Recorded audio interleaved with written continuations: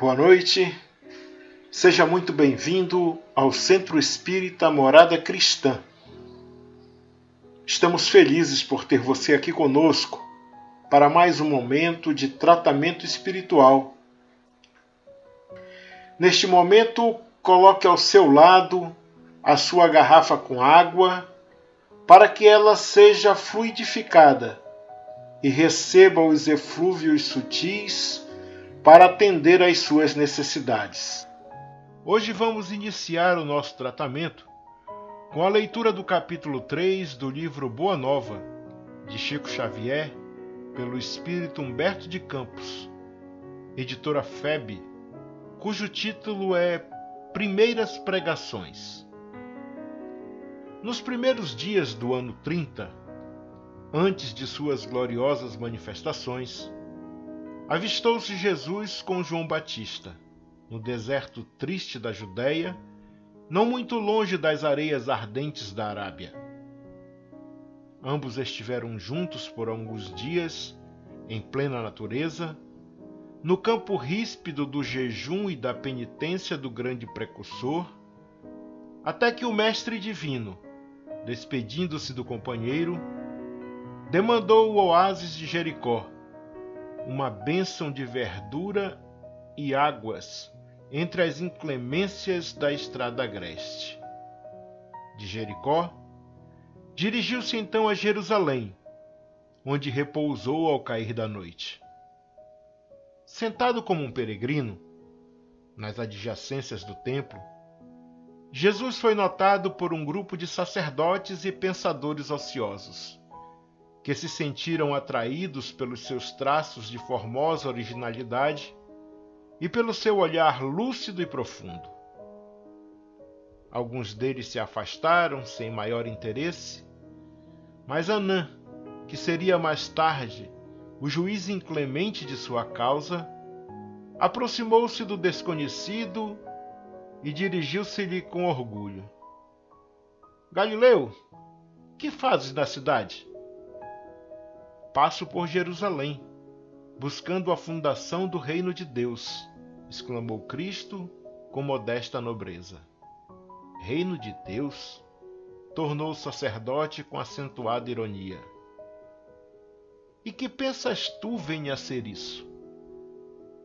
Esse reino é a obra divina no coração dos homens, esclareceu Jesus com grande serenidade. Obra divina em tuas mãos? Revidou Anã, com uma gargalhada de desprezo. E continuando as suas observações irônicas, perguntou: com que contas para levar avante essa difícil empresa? Quais são os teus seguidores e companheiros? Acaso terás conquistado o apoio de algum príncipe desconhecido e ilustre para auxiliar-te na execução de teus planos? Meus companheiros hão de chegar de todos os lugares, respondeu o mestre com humildade.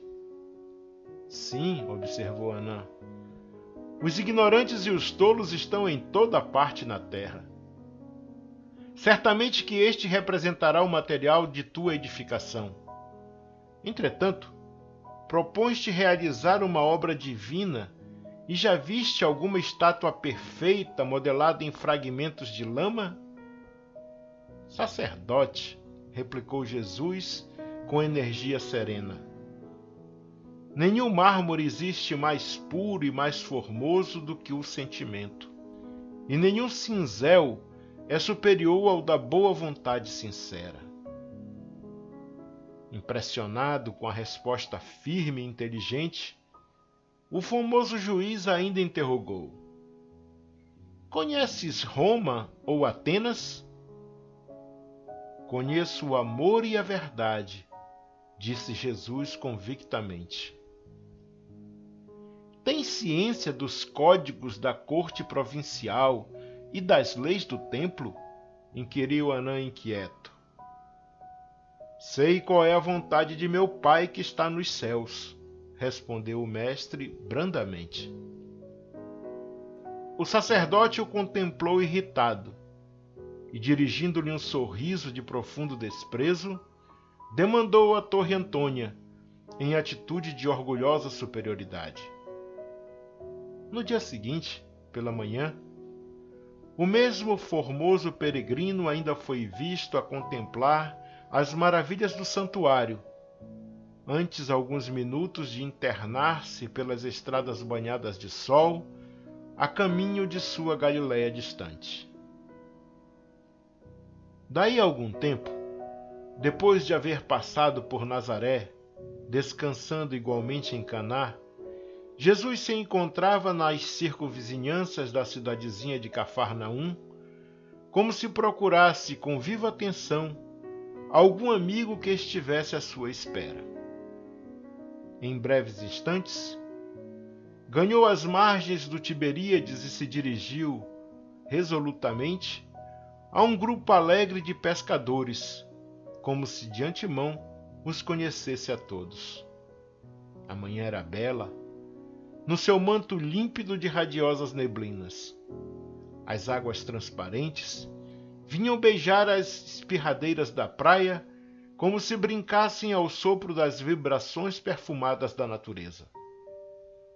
Os pescadores entoavam uma cantiga rude e, dispondo inteligentemente as barcaças móveis, deitavam as redes em meio de profunda alegria. Jesus aproximou-se do grupo e, assim que 2 deles desembarcaram em terra, falou-lhes com amizade. Simão e André, filhos de Jonas, venho da parte de Deus e vos convido a trabalhar pela instituição de seu reino na terra. André lembrou-se de já ter o visto nas vizinhanças de Betsaida e do que haviam dito a seu respeito, enquanto que Simão, embora agradavelmente surpreendido, o contemplava enleado. Mas quase a um só tempo, dando expansão aos seus temperamentos acolhedores e sinceros, exclamaram respeitosamente: sede bem-vindo. Jesus então lhes falou docemente do Evangelho, com o olhar encendido de júbilos divinos. Estando muitos outros companheiros do lago a observar de longe os 3, André, manifestando a sua tocante ingenuidade, exclamou comovido: um rei? Mas em Cafarnaum existem tão poucas casas. Ao que Pedro obtemperou, como se a boa vontade devesse suprir todas as deficiências. O lago é muito grande, e há várias aldeias circundando estas águas. O reino poderá abrangê-las todas. Isso dizendo, fixou em Jesus o olhar perqueridor, como se fora uma grande criança meiga e sincera, desejosa de demonstrar compreensão e bondade.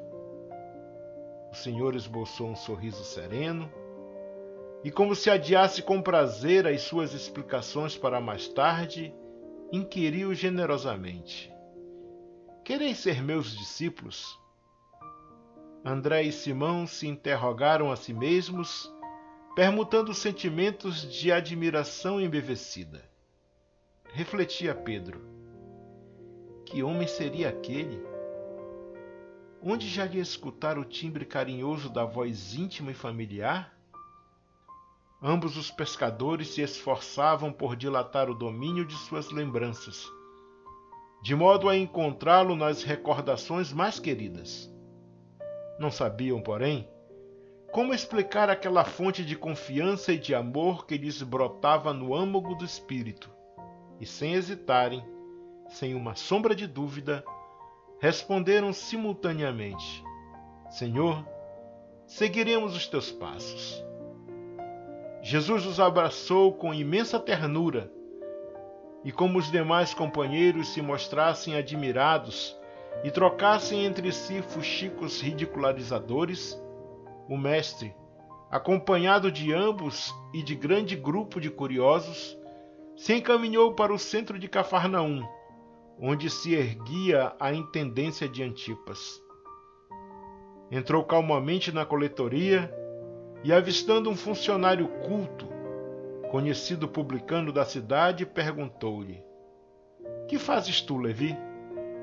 O interpelado fixou-o com surpresa, mas, seduzido pelo suave magnetismo de seu olhar, respondeu sem demora: recolho os impostos do povo devido a Herodes. Queres vir comigo para recolher os bens do céu? Perguntou-lhe Jesus com firmeza e doçura. Levi, que mais tarde seria o apóstolo Mateus, sem que pudesse definir as santas emoções que lhe dominaram a alma, atendeu comovido: Senhor, estou pronto. Então vamos, disse Jesus abraçando-o. Em seguida, o numeroso grupo se dirigiu para a casa de Simão Pedro, que oferecera ao Messias acolhida sincera em sua residência humilde, onde o Cristo fez a primeira exposição de sua consoladora doutrina, esclarecendo que a adesão desejada era a do coração sincero e puro, para sempre, às claridades do seu reino. Iniciou-se naquele instante a eterna união dos inseparáveis companheiros. Na tarde desse mesmo dia, o mestre fez a primeira pregação da Boa Nova na praça ampla, cercada de verdura e situada naturalmente junto às águas. No céu, vibravam harmonias vespertinas, como se a tarde possuísse também uma alma sensível.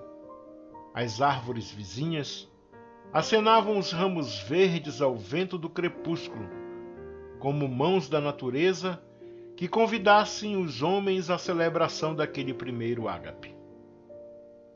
As aves ariscas pousavam de leve nas alcaparreiras mais próximas, como se também desejassem senti-lo, e na praia extensa se acotovelava a grande multidão de pescadores rústicos, de mulheres aflitas por continuadas flagelações, de crianças sujas e abandonadas, misturados publicanos pecadores com homens analfabetos e simples que haviam acorrido, ansiosos por ouvi-lo. Jesus contemplou a multidão e enviou-lhe um sorriso de satisfação. Contrariamente às ironias de Anã, ele aproveitaria o sentimento como mármore precioso e a boa vontade como cinzel divino. Os ignorantes do mundo, os fracos, os sofredores, os desalentados, os doentes e os pecadores, seriam em suas mãos o material de base para a sua construção eterna e sublime. Converteria toda a miséria e toda a dor num cântico de alegria, e, tomado pelas inspirações sagradas de Deus, começou a falar da maravilhosa beleza do seu reino. Magnetizado pelo seu amor, o povo o escutava num grande transporte de ventura.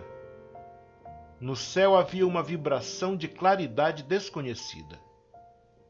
Ao longe, no firmamento de Cafarnaum, o horizonte se tornara um deslumbramento de luz e bem no alto, na cúpula dourada e silenciosa, as nuvens delicadas e alvas tomavam a forma suave das flores e dos arcanjos do paraíso.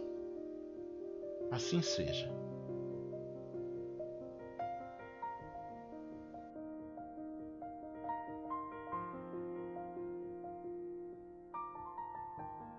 Depois dessa belíssima passagem da vida de Jesus, vamos silenciar as nossas mentes e, com a atenção voltada para nosso Mestre querido, vamos fazer a oração do servo imperfeito, de Albino Teixeira, contida no livro A Luz da Oração de Francisco Cândido Xavier por Espíritos Diversos, editora Clarim, que diz: Senhor, dura é a pedra, entretanto, com a tua sabedoria, temo-la empregado nas obras de segurança.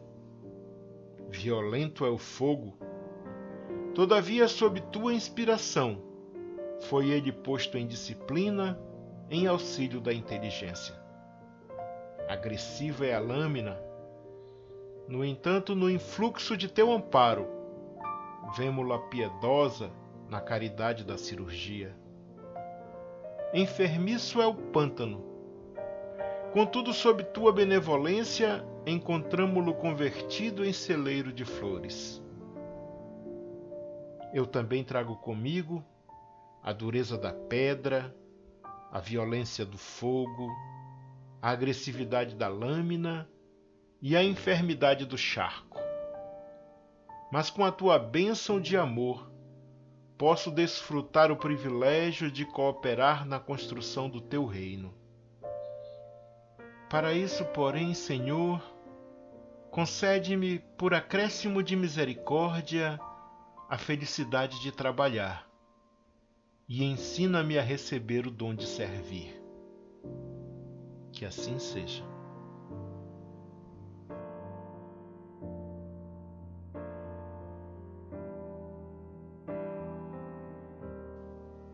Agora, meus irmãos e irmãs, vamos nos recolher em prece, agradecendo a Deus por nossas vidas e pedindo os recursos necessários para nos tornarmos verdadeiros cristãos.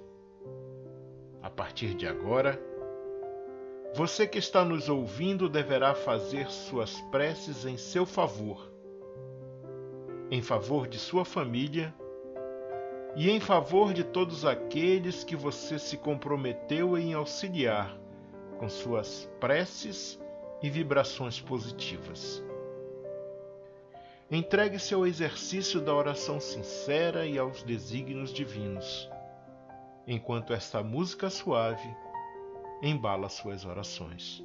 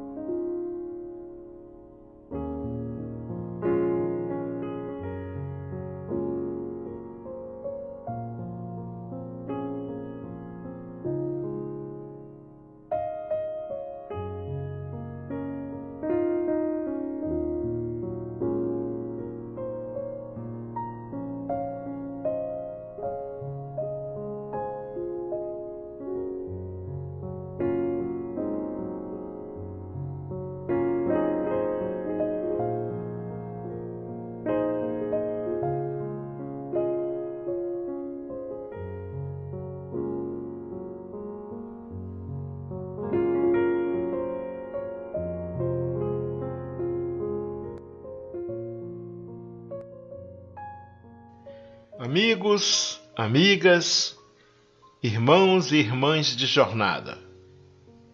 Chegamos ao final de mais um momento de tratamento espiritual por meio de preces intercessórias do Centro Espírita Morada Cristã, pedindo a Jesus e à espiritualidade irmã e amiga que nos ampare e nos sustente, que aumente a nossa fé, que nos dê serenidade e nos conserve humildes, que nos tire da acomodação e nos ensine a estarmos sempre prontos e prontas para mudar para melhor, com um coração sereno e puro. Nos vemos na próxima segunda-feira, se assim Deus permitir. E que nessa semana de trabalho e estudo possamos espalhar amor, paz, luz e praticar a caridade, porque, como sabemos, fora da caridade não há salvação. Fiquem todos e todas com o amor de Deus. Um abraço fraterno e até segunda.